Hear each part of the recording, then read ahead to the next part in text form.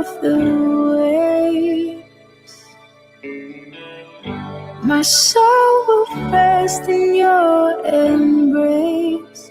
I am yours, and you are mine.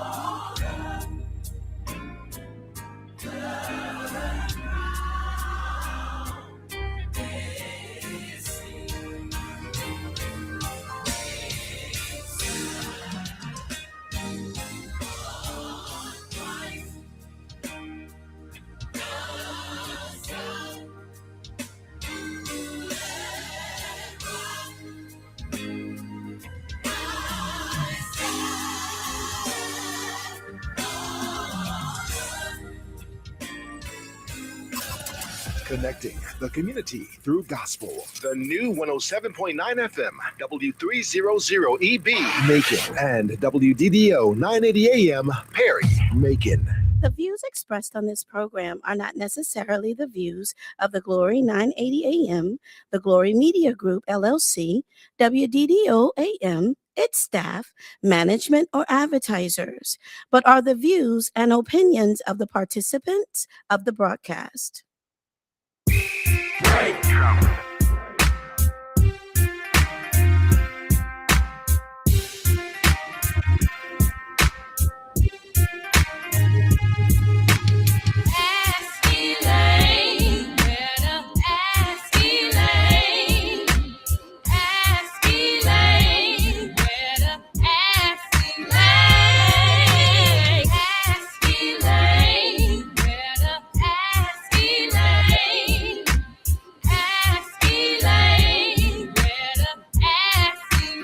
Welcome. Good afternoon. Welcome to another edition of Ask Elaine.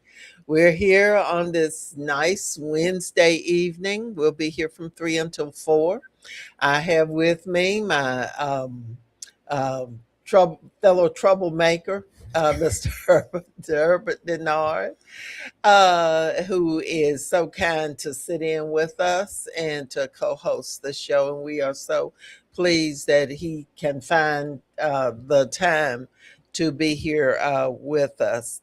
And we will have a very special guest for those of you who live in Senate District 18, which covers the area West Macon, Lake Toposophy, out that way. And then there are some other counties, a part of Houston County, a part of Peach County, I believe Crawford County, also Upson County. All those counties and Monroe County, a portion of Monroe County, all of those are included in Senate District 18. And there's an election going on because the first election, the primary, was held. Our candidate, Democrat Lamario Brown, was the only Democrat running, and there were 5 Republicans. And so, with the election, Lamario was the top vote getter, Herbert, in that race. He got almost 40% of the vote. But in Georgia, you have a little thing called you have to get the majority, which is 50% plus 1. And if no candidate gets the majority, then you go into a little old thing that was brought about by the late Denmark Groover, who initiated that in our state, where you have a runoff. You have to have a runoff if you don't get 50% plus 1. And so Lamario and there's a Mr. McNeil, who is the Republican. They're in the runoff. Early voting started Monday. And the first report that I got was that there were, like, that first day, 139 people. And there are tens of thousands of voters in the Senate District 18. And so we just want to encourage early voting will will take place through Friday. And then the election at your neighborhood polling place will take place on next Tuesday. And so that's when you go to your neighborhood polling place. And we want to strongly encourage you to support Lamario Brown. And hopefully he will call in today to try and convince you that your vote does matter. Of course, this does not apply to every voter. It's just those voters who live in Senate District 18. If you voted in the election, then you can vote in the runoff. If you did not vote in the election, you can vote in the runoff. So if we have a really, really strong showing of voters, those folks who believe that a Democrat can do a better job, and you want to start increasing those numbers of Democrats who are serving in the state Senate, we want to send somebody who's going to be support and help to Senator Lucas, who already serves us in the 26th senatorial district at the state capitol. He needs the support of another Democrat. So we certainly would like to elect Lamario, but he will not be elected if you don't go vote. We want to welcome Carrie Hatcher, who I understand has some ambitions. He, I think, will be announcing very soon for a political office. We want to welcome him and thank him for doing the live streaming of the Macon Water Board meeting. So you get to see the the junk that goes on during the meetings, rather than them waiting 2 weeks after the meeting has taken place, and then they give you what they want you to have. Pastor Lisa is with us today, and we welcome her. Um, and let's see who else is Randy Crawford, of course, and Hildred Jones. All have joined us. Y'all, please hit like and share to remind other folks that Ask Elaine is on the air. And if they don't tune in, they're going to miss out on some wonderful information. This is the place where you get smarter. This is your voice, Elaine Lucas, welcoming you once again to Ask Elaine. Along with my sidekick here, Wade Horton has joined us. Herbert Wade came to the water board meeting. Wade, and I can't say it enough, Herbert. Wade has vision problems. He is legally blind. Wade is a retired sheriff's deputy. Wade uses the paratransit to get around from place to place, but I see him more places then I see a lot of folks who have no impairment, who have no disability. We can do better. Um, and so Wade, I want to commend him because he was there at the water board meeting the other evening, and we try to support him by attending the Macon Transit Authority. That's another place where there's a lot of stuff that's going on that people need to be aware of and start doing something about. Carrie is asking, did you see the Melody story today about the District 5 map issues? I certainly did. And Herbert, that's something that we need to talk about. There are a bunch of voters who are supposed to be voting in District 5, but they're when they go to vote, they've been placed somewhere else. And we were under the impression that that had been resolved through our Board of Elections. So we have got to call on our Board of Elections to get this stuff straight, because people are supposed to be voting in the right place.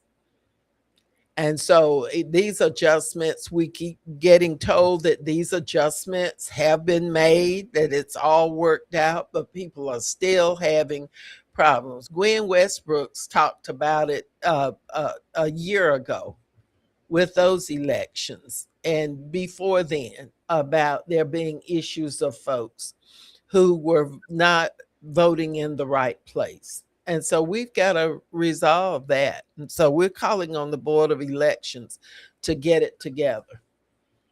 One other thing, there are a number of changes in voting places, polling places.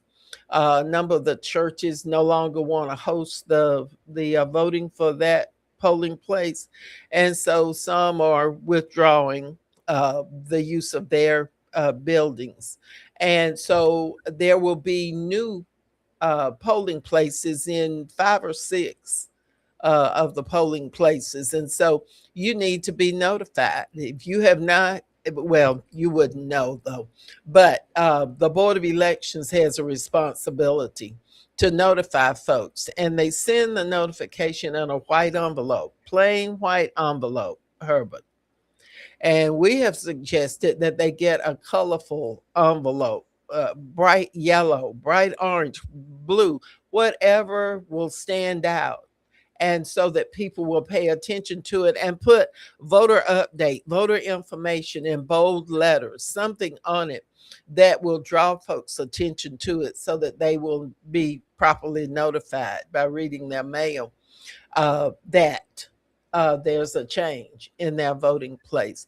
We want to welcome Kimberly Gray Harmon. She and her sorority sisters are some of the hardest working folks, and we're going to have them on the show very, very soon, because they've got a lot of things going on. But those are the folks who have joined us in the chat. We know that there are many, many other folks who are listening in. If you've joined us on AM, FM, or right here on the chat, we welcome you and always are grateful for you. Herbert? I just wonder who is on the Board of Elections? Well, Board of Elections is made up of 5 members. There are 2 that are voted on and sent from the Democratic Party, the local Democratic Party, and that's Dr. Tom Ellington and Ms. Evans, Karen Evans. The Republicans also send 2 of their folks there, and I don't have my list, and I don't know a lot of Republicans, but there are 2 of them that serve on the Board of Elections, and then there's a so-called nonpartisan or impartial person, and who also serves, and that's Mike Kaplan. So there are 5 members. They meet monthly unless there's a call for a special meeting to take care of certifying votes or something like that. They have been very busy and they've dealt with some issues, but this issue of folks not voting in the correct location, that's a serious issue. Yes. So they need to deal with that. As a matter of fact, I think when I leave, I'll call the 2 people who are Democrats who serve on the Board of Elections and ask them if they would please revisit this, because there's no need in somebody not being able to vote where they're supposed to. And, that's a serious issue. It is. And I just wonder, why did it happen and why does it keep happening? Well, whenever you redraw the lines to keep up with equal population in the different districts, you have these kinds of problems. Because some years ago, when Henry Ficklin ran for a position, there was the cutoff was drawn, the line was drawn right down the middle of an apartment complex. So some people who were on one side of the apartment complex voted, and then some who were on the other side voted somewhere else. It was really a mix-up. So whenever you redraw, you change your districts, you redraw the lines, it's always problems like this. But if you're on top of your business, you take care of that. You realize that there are going to be some problems and you deal with it. And our board needs to deal with that. That's serious. What's the racial makeup of the 5 members? There's one. Racism still exists. There's one Black person, one of the Democrats. The 2 Republicans, there's one white male, one white female. On the Democratic side, there's one white male, and the nonpartisan person is a white male. There's only one Black person on the out of board. Out of 5. But now the parties choose who they send. I understand. Who is the 3rd person? The person that's supposed to be impartial. That 5th person, that's Mike Kaplan. And he is sent by your county commission. The mayor recommends someone and then the commission votes on that person. It's supposed to be someone who is nonpartisan. Mike Kaplan is that person right now. If the mayor and the county commissioners send them, so the mayor, you understand, and you understand better than I how government works at the sense consolidation and the things have been changed around. Under the new system, the mayor, has he ever recommended anything to the commissioners and they turn him down? During the time that I served, there were several things, but I want to say recently, I have not seen. I've seen some no votes on some items, but I have not seen it. If the mayor recommends something to whoever he recommends it to, it passes probably 90% of the time. Yes. Now, it might be 100% of the time since after Elaine. Right. And so it's just a messed up system. Well, consolidation is a messed up system. No, but this form of government you have now, where the mayor, the commissioners basically agree, and I might be wrong, they agree with almost everything the mayor recommends. They don't all agree. I mean, I'm not They saying, don't all agree, and they don't all vote yes for everything. But the overwhelming majority of items that come through the commission are unanimous votes. Most of the things I'm not are saying, not things you would vote against. right, but I'm saying most of the things that the mayor recommend to the commissioners, because I think you have some people that he appointed or he endorsed, and they are there. Right. And how many commissioners is it? There are 9 commissioners, and the mayor is the 10th commissioner.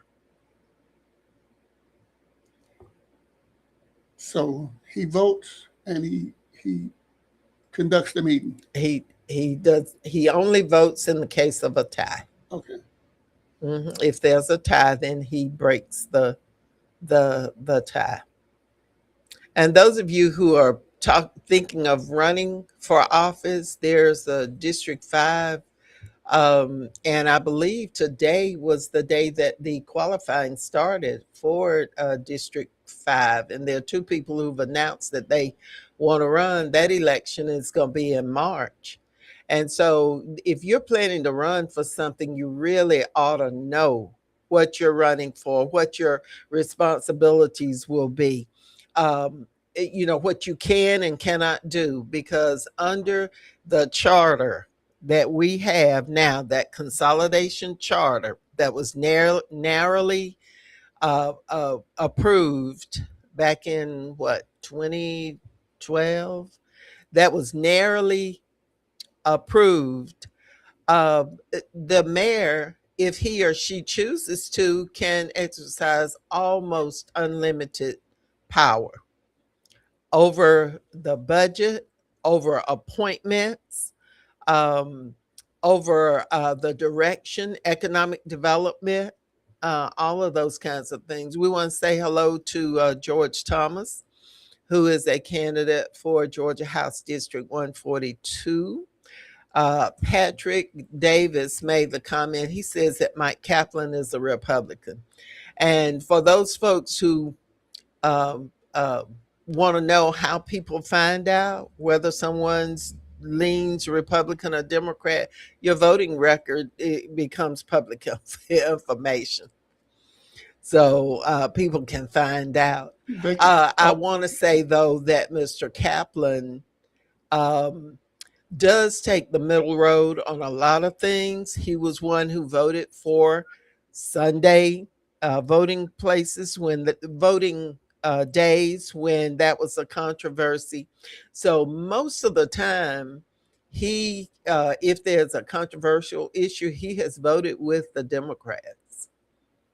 And that's why the Republicans don't like him now. He may be a Republican on paper, but I'm just going to say, to be fair, that the majority of the votes, and I'm in a lot of those meetings, he agrees with progressive ways of doing things, with encouraging voting, rather than like the Republicans who are sitting up there trying to figure out a way not to use the laws that are available to encourage voting.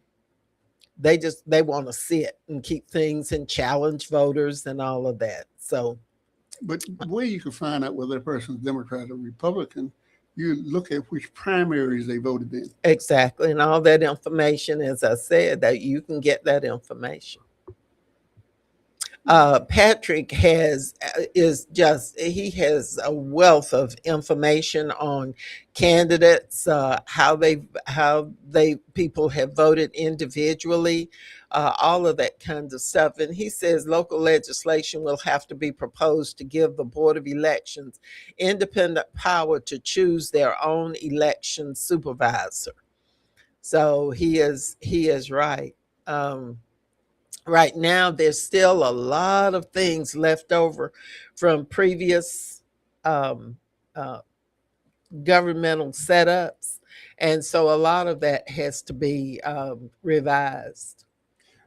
something else that interests me. We have a school board made up of how many members? There are 8 school board members. The majority of the people, and I'd like to say in Macon, Georgia, most of the people that go to public schools are 70% black? It's more than that. It's like 80 plus. It's between 80 and I would say 85% black. I know it's high. It is, and other minorities make up a small slither of that. And so, what's the racial breakdown of the members of the school board? Well, on your school board, you have black members: Henry Ficklin, Murtis Johnson, and Dr. Sandra Woodford. 3. I think that's the 3. There are 8 members. Now, how does that So happen? the others are what you have is 2 at-large seats where all of the voters vote for those at-large seats. The majority of the people that registered to vote in the city of Macon and the county of Bibb are what? The majority are black women. That's the largest number. And then black men, white women, white men. How did this happen then? How does the majority of the people that go to the schools, majority of the people that live in the city in Macon in the county of Bibb are black? How do we get an overwhelming majority of the people on the school board to be white? That's a good question. Y'all want to try and answer that? If you want to call us at 478-250-1444. I'll be darned if I know. That's been an age-old question, why we ignore our own majority leadership potential. I don't understand it. Pastor Lisa says blacks don't vote. We don't vote because we don't take everything seriously. We don't take every election seriously. Carrie Hatcher says there's only one parent on the board of a current student. And so I think that's one of the places he's interested in. Patrick says 5 of the 8 school board members are white Republicans. 80% of public school system in Bibb, 80% of the students are black. 90% non-white. Only 10% are white. They're in private school. And the sad thing, Herbert, the private schools are giving scholarships to a number of our most talented and athletically gifted students to come play for them and help them win championships and all of that. And, be Beta Club and all of that, because these are good students. But they're stealing our best and brightest and taking them to the private schools. I understand from our engineer that Democratic candidate for Senate District 18, Mr. Lamario Brown, is with us. Mr. Brown, are you there? Hey, Commissioner Lucas, how you doing? Can you hear me? I'm doing great. How are you? I'm joined today by none other than Mr. Herbert Denard, and we are so happy that you could take time. I know that you are so very busy because you got all these counties to cover and everything, but we are happy that you chose to acknowledge our request, our invitation to come on, ask Elaine, and tell these folks why they should vote to elect you. Tell them why it's important. Well, first thing, Commissioner Lucas, it's so important because we have one of our own. Someone that's been in the community for over 40 years. Spent my whole life here in District 18. And you'll have somebody that's going to fight for you to make sure we lower costs for working families. Strong support for farmers, small businesses, making sure we're expanding access to affordable health care. And again, just a voice here for the small guy, in District 18. So I want to make sure everybody know that you're sending. You look, as the young folks say, you're sending a real one up to the Capitol to make Yeah, sure you yeah, represent. real one. Tell us a little bit about your background. So I'm a business owner here in Peach County. My business is L Brown Enterprises. We do construction and remodeling. I also have a small farm here in Peach County, and I also served on the Fort Valley City Council for 6 years, and I served as a mayor pro tem as well. So you have someone that has local experience. You know, we've dealt with local legislation, and you know we know how to work across the aisle to make sure we get what we need done for our people here in District 18. All right, Herbert. Tell us something about your educational background. So my bachelor's is in criminal justice from the Fort Valley State University. I'm a graduate from a HBCU, the number one HBCU in the state of Georgia, for 8 consecutive years. And I also have a master's in business with a concentration in public administration. And you know, like I said, I've been through at least, man, about 80 to maybe 100 hours through Georgia Municipal Association. You know, those classes that they give us up there. So, you know, I know the law. I know what it takes to, you know, make legislation work. And I know how to make sure, you know, legislation that we pass legislation that works for everybody, not just, you know, one particular group of individuals. Right. You understand, I know that there is a challenge that the Democrats in the Senate are working to try and get those numbers closer because it's a numbers game at the state capitol. And if you're in the majority, you're able to vote to implement a number of things for the people that you represent. And this state has become, if it's not blue, it is so purple, which means that it is leaning heavily toward Democrats. Although we got to vote that way. So tell us what your election would mean in the Georgia State Senate. So if we are successful Tuesday, that means we have another vote that can definitely go up and help Senator Lucas out with, you know, all the work he's doing for, you know, Macon and the surrounding counties that he represents. But also it gives us the opportunity to have, you know, again, one of the small guys, someone that comes from the roots of District 18, and someone that, you know, really understands, you know, everyday people here. You know, we're not bought by big corporations. You know, as you can see, you know, we've been scraping every penny and every dollar to make this thing work. You know, we have about 800 different donors different donors from all over the country, actually, but a lot of donors from here in District 18, they have bought into the campaign, you know, and given what they can, and every little small dollar counts. And that's what I've been telling my constituents.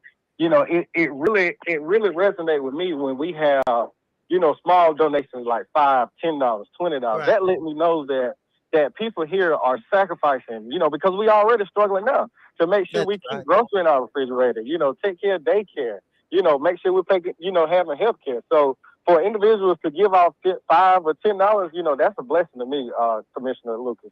So yeah, I'm that really means a lot. Every little bit that actually helps.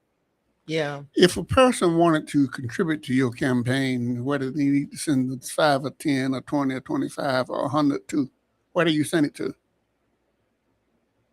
So my website is www.lamarioforgeorgia.com. There's a donate link on there, so you definitely can also donate electronically. But if you have you know, checks or cash, you know, you can mail them to PO Box 41, Fort Valley, Georgia 31030. That'll definitely get to us as well. And I'm sure Commissioner Lucas and Senator Lucas would definitely be a stop for us if some people in Macon wanted to drop some donations off for us, and I'm sure they'll make sure we would be glad to accept them and deliver them on their behalf. We strongly support you. Senator Lucas has pushed this Medicaid expansion, which would be good for everybody who's underserved as far as health care. and the Republicans messed it up last year by one vote. And so you would be one more vote that would be in the yes column for Medicaid expansion, which is still needed. Patrick Davis, who provides our statistics, says there are currently 23 state senators. The magic number, that's Democrat, the magic number would be 29. A win by Lamario Brown would bring the Democrats closer to retaking the state Senate for the first time in 20 years. People don't understand the difference there was in this state as far as moving toward equality when the Democrats were in control at the state house. And it is such a difference. The Republicans pull whatever trick they can, pretty much like in Washington. They just pull whatever, and they are working as hard as they can to try and restrict your right to vote. And they don't understand. They think that they're just impacting black and brown folks. But I've got news for them. It's impacting a whole lot of other folks as well. And when those folks realize who's working on their behalf, they will wake up and they'll vote differently. And I'm hoping that that's what's about to happen with these elections coming up. Aren't you supposed to be is there an event that you're going to be attending in the next couple of days? Well, actually today I'll be in Macon at Vice President Kamala Harris book signing. So I hope to bump into you guys there. And we also have a few other events. I'm not looking at my calendar right now, but we'll definitely be doing some luncheon, some get out the vote, meet and greets in Bibb County, Houston County, and especially Peach County. Those. Yeah, tell us all the counties. Commissioner Donis Bryant has joined us. Tell us the counties that are in the 18th Senate District. Okay, so we have Monroe County, we have Upson County, we have Crawford County, we have part of Houston, part of Bibb, and we have Peach County. So it's 6 counties that we'll be representing. Okay, so if anybody knows some folks in those counties, please call them up. Tell them to check their voting card, check my voter page, and see if they're in the 18th Senatorial District, and ask them to please go vote. You've got today, you've got here in Bibb County, tomorrow for early voting, Friday for early voting, and then Tuesday is the election day. There's only one early voting site here in Bibb County, and that is the main office of the Board of Elections. And so we want you to take advantage of, I love going voting early. I try to vote early the very first day of early voting. One of our senators from our area who's in our legislative delegation, every session, he proposes lowering the number of early voting days. He wants to decrease it from 3 weeks to 1 week. So you've got people in the legislature who are actively working against you. So, just take that for what it's worth. Amaya David, on the topic of leadership, the sheriff developing a jail administrator position, and he is considering someone from outside of Georgia. And you mean to tell me that there's not anyone qualified to promote within inquiring minds would like to know. All right, that's a question on the jail. We are going to have some law enforcement folks in the next few weeks to talk about some jail issues. Dr. Butler, we've got to stop sitting back and waiting on others to do the work for us. We must vote. Patrick Davis says Centerville is in the district. So I know all of you know some folks. So we've got to get busy. We've got to Got to get busy. Let me ask him, how many people in the Democratic Party are supporting your campaign? I mean, some of the officials, the people that make things, give contributions to you. That's still going on? Endorsements. Yeah. Lamario. Oh, Are you yeah. there? I'm sorry. I'm sorry. Yeah, I he thought was it was Phil Reed. Herbert was I thought you guys asking reading you stuff off of. Yes. about some of the people who have endorsed you. And we want to welcome Priscilla Stanley to ask Elaine as well. I'm not talking about just the people that endorse you. I want to know, is the Democratic Party of Georgia helping you and funding you and working for you? Because when you was running before, I think somebody was with you here in the studio. Are they still working with you? Oh yes, absolutely. You know, all the parties within the district, you know, all the 6 county parties, they've definitely been instrumental in what we're doing here. And just I want to say the last week of that jungle election, we had Mark Kelly come down from Arizona, U.S. Senator Mark Kelly, U.S. Senator. Yes, and I just had a call with Keisha Lance Bottom. She's definitely in big support. Like I said, to answer your question, the Democratic Party itself, the state of Georgia, they have definitely been helping out. They've been sending, you know, these different surrogates. They've been working on our behalf. They've been paying for radio ads. So they've definitely been, you know, behind us and supporting us as much as they can. So we're definitely thankful for that. As I said, Kamala Harris, she's definitely, you know, endorses and supporting us. I'm sure she'll be rolling some stuff out. I heard on the radio, I think it was one over in Savannah, and she made a reference to the campaign then, and I'm sure there'll be more coming out after tonight once we kind of meet and get all that, you know, the photo op and all that stuff together, so we can definitely push it out. But yeah, I don't know of a Democrat in the state of Georgia that's not supporting this campaign or that don't know about this campaign, because we've been all over the TVs, we've been all over the radio, we've traveled, you know, all over the district. Even people outside the district, they've been supporting us. So I'm incredibly thankful for all the support we've been getting. Right. Are they giving money? Yeah. So that was. Yeah, they're definitely making contributions, and we have about, you know, to be honest, we have about 900, you know, different contributors.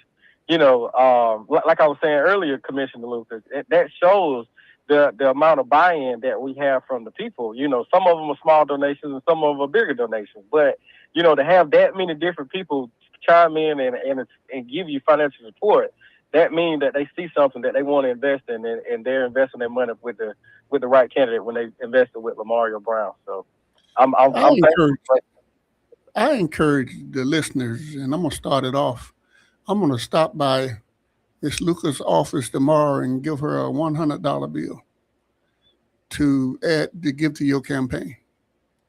And I encourage other people to, if it's nothing but $25 or $5, a campaign is going on, and you got to believe in something. You can leave those Coca-Colas alone and save that $5 and give it to this campaign, or $10, or leave that 6-pack of beer alone and put a little money in the campaign. You gotta think sometimes, what is important? What is important? Yeah. Do I get this beer gut by drinking this extra beer?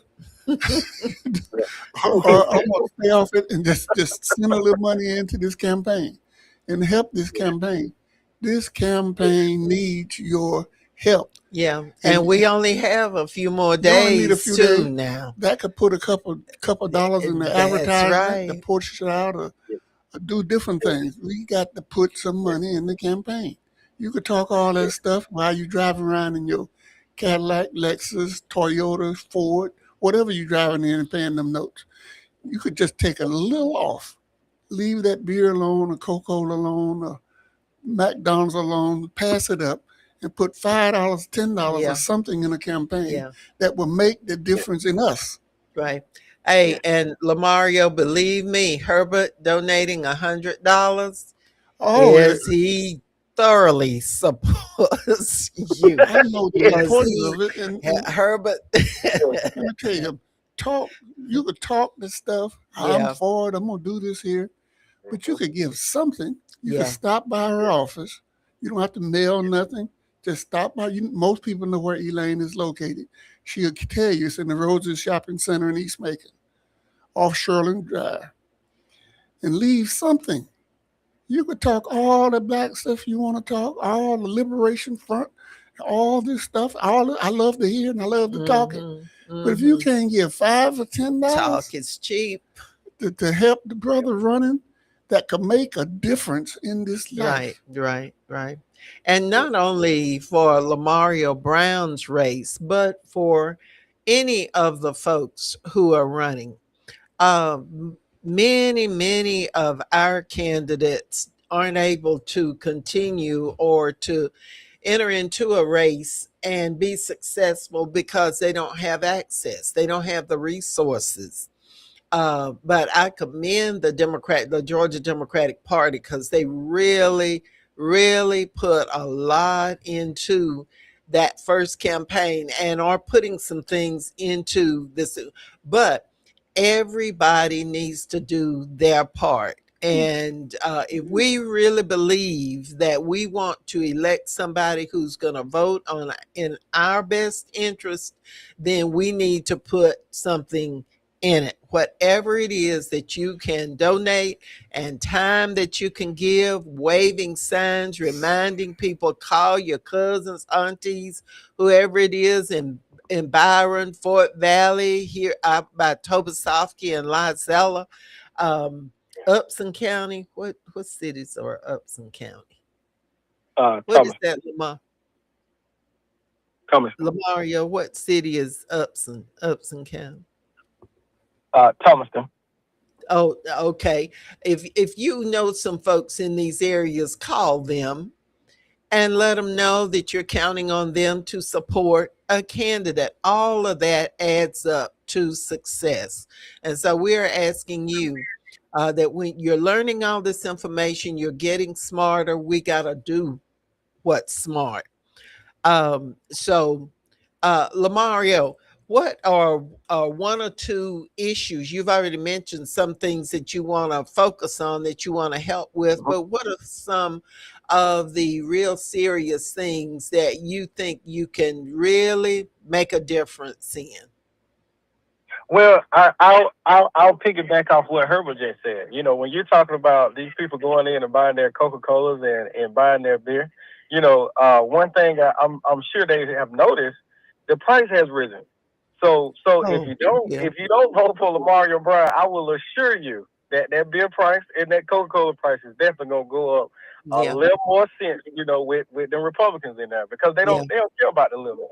You know, They so really I don't want care. people to understand that our campaign is about affordability, and we want people to be able to sustain themselves and be able to keep money in their pocket so they can take care of their family. And the second thing is definitely education. We got to educate our people. You know, one thing I ran into when I was on the city council, where, you know, a lot of these big corporations coming in and talking about locating in places like Peace County and Fort Valley, you know, the education level was an issue. So we got to put more, you know, in our education system, making sure our young men and women have all the resources they need to become whatever they want to be. If they want to be the next president of the United States, we need to make sure the resources are there. If they want to be the next heart surgeon here in Georgia, we need to make sure the resources are there. If they want to be the next bus driver, we need to make sure the resources are there, because all of these jobs and all these careers, that's what make up District 18, and that's what make up Georgia. And we got to make sure we're putting our best foot forward and putting the best people up there to represent us. Right. If there's anyone who wants to make some calls to some individual voters in Senate District 18, if they'll contact me or contact your local Democratic Party, we have voters lists. And if you want to, you can look at this list and see who you know. You got some cousins and some other folks that you know, and you'll see their names on the list and other information, and you can call them yourself and ask them to please go vote. We repeat, there are only, after today, there are 2 more early voting days here in Macon, at your Macon Bibb Board of Elections. There's just that one site. And then on Tuesday, that's when you go to your neighborhood polling place. And Patrick says there are 10 polling places in Senate in Bibb County in Senate for Senate District 18. We want to welcome Carol Spain, and she's asking for the counties. Lamario, correct me if I'm wrong, a part of Bibb County, Monroe County, Upson County, a part of Houston County, Peach County. What did I leave out? Crawford County. Crawford County. Yeah. So those are the areas, and Carol Spain is a real good one. We're glad to have her listening in today. Patrick adds this information. The Georgia General Assembly impacts higher education affordability through the Board of Regents, primarily by setting the state's annual budget, determining the funding levels for the university system of Georgia, and influencing tuition policies such as the elimination of special fees and the enhancement of the Hope Scholarship. By increasing or decreasing the state share of funding, the legislature directly affects how much of the cost is passed on to students through tuition and fees. And so that's basically what the Board of Regents is all about, and we can impact all that, but we've got to have the numbers.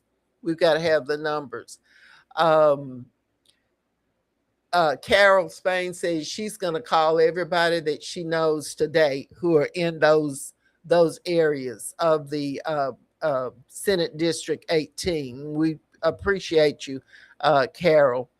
Another question, Mr. Brown, we recently elected new Black candidates who have been AWOL as far as town hall meetings. Are you going to follow in their footsteps, or can we expect you to show up, or you initiate town hall meetings? Time out for smoke and mirrors, bait and switch candidates. So that's someone, David, who is concerned about folks, backing up what they promised that they're going to do. Any comment on that?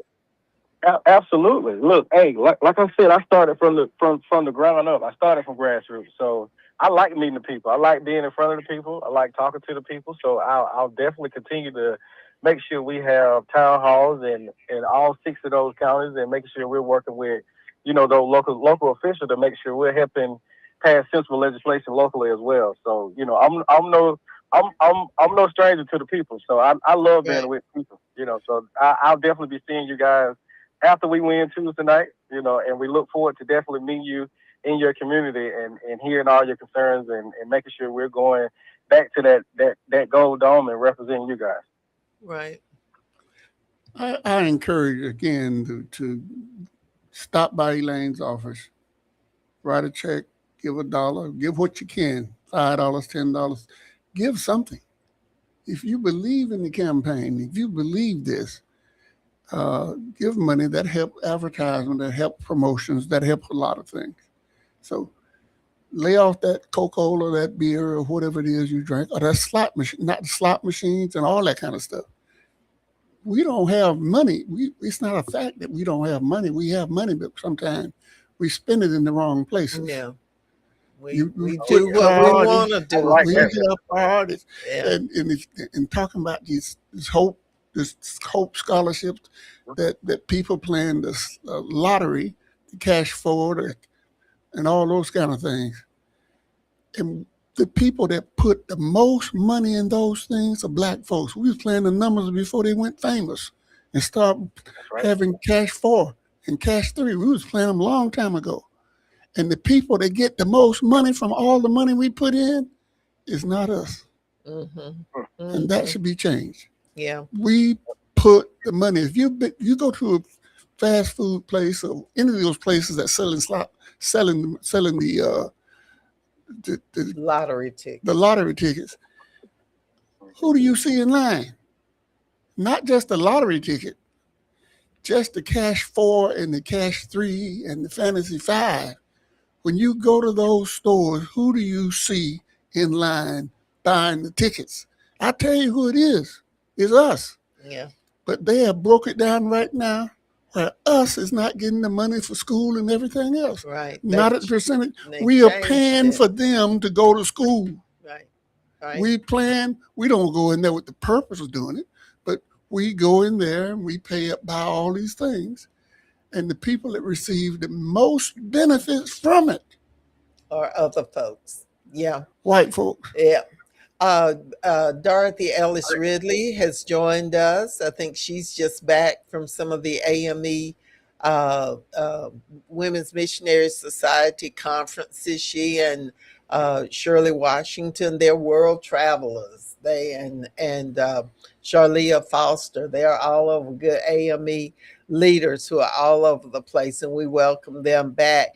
Kimberly Gray Harmon, we've already said we're going to have you and your sorority on Ask Elaine because y'all do so many things. And so we want people to know the kinds of things, the kinds of services that you do. They just recently did a school supply giveaway mid-year.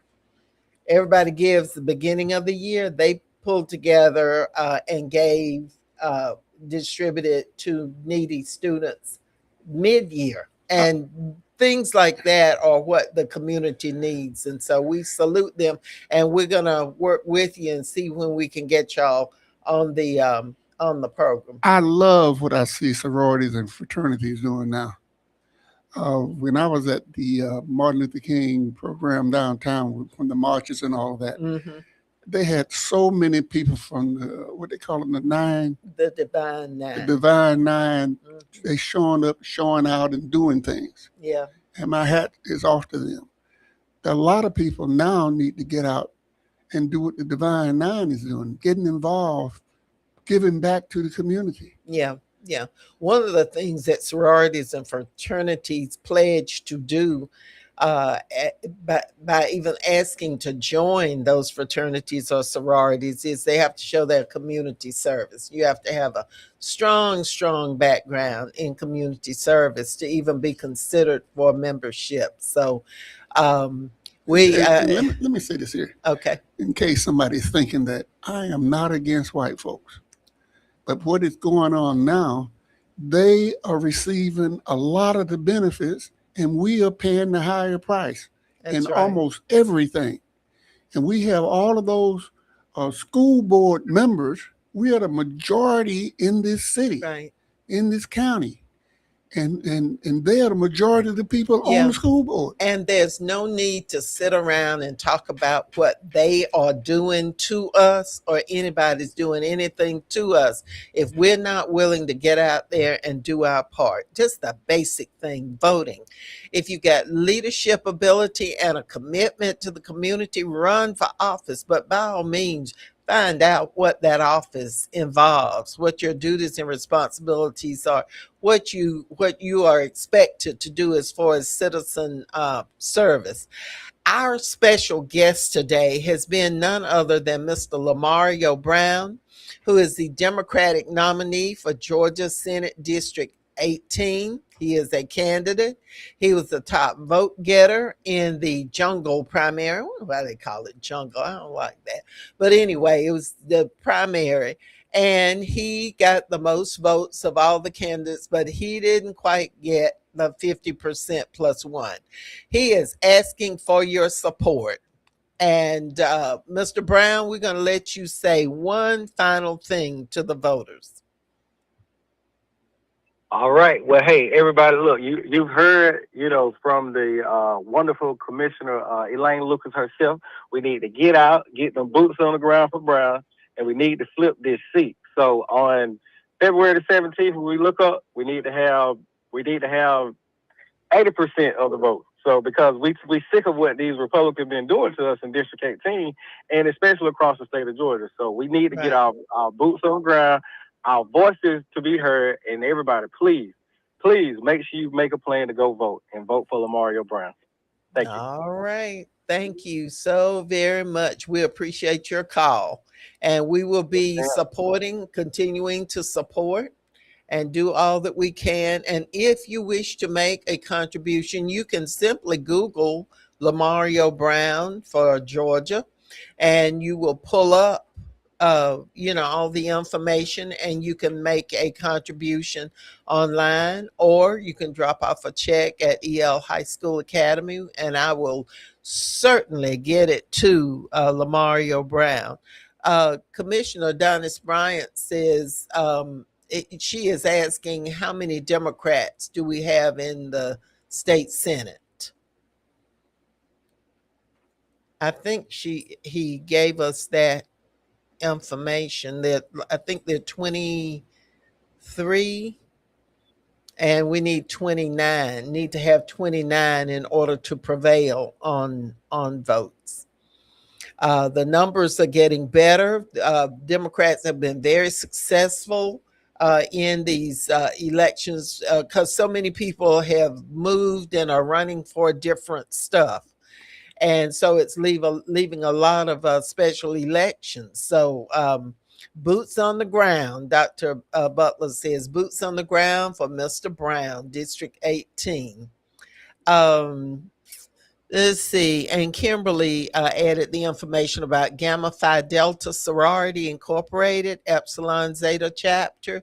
It's a business and professional sorority chartered in Macon, Georgia, November 23rd, 2019. And we salute Gamma Phi Delta Sorority Incorporated, the local chapter, and we will certainly have them.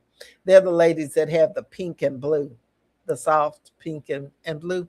Dr. Butler, thank you so much. She says there's a great show today. We tried to bring you information that will make you smarter, information that you can use to better yourself and your community. And we want to thank all of you who've tuned in on AM, FM, and right here on the Glory Live for that.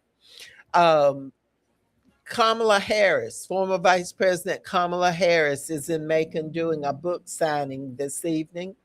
I believe it's at the City Auditorium. I thought it was at the Tubman. I'm not sure. It might be. I just have that wrong. Y'all can Google that as well, and you can find out the location.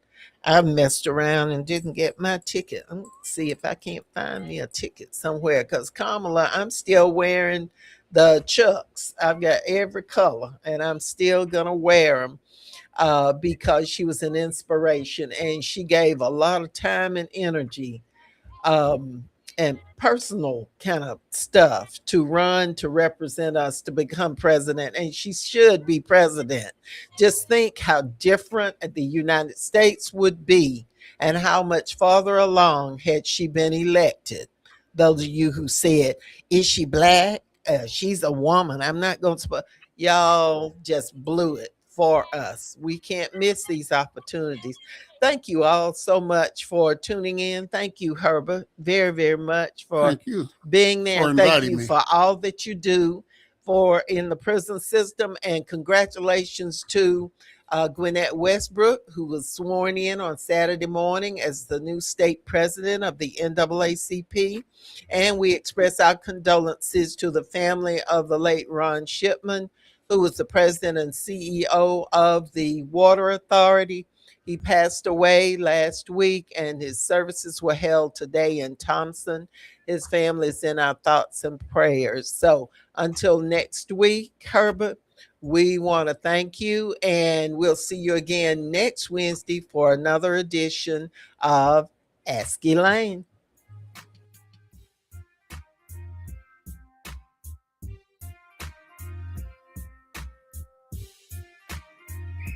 Break.